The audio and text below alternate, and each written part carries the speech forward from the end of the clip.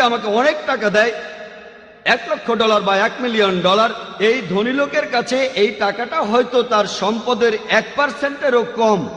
কোন গরিব লোক $10 দিল, যেটা তার সঞ্চয়ের 50%, সে বেশি সওয়াব পাবে। আমাদের চ্যানেলটা আসলে চলবে আল্লাহর সাহায্যে। আমি যে দাওয়া দেই, আমি কিন্তু নিজেকে খুব বেশি বুদ্ধিমান মনে করি না। বিশ্বাস করুন, আমি তোতলা ছিলাম। যারা আমাকে ছোটবেলা থেকে চেনেন তারাও জানে আমি তোতলা ছিলাম।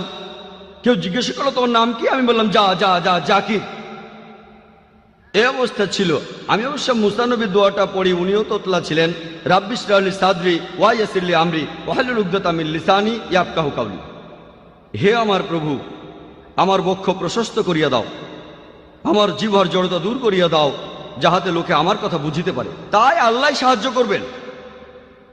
আমি নিজেকে খুব বুদ্ধিমান ভাবি না, তাই এখানে আমাদের আসলে আল্লাহর সাহায্য দরকার।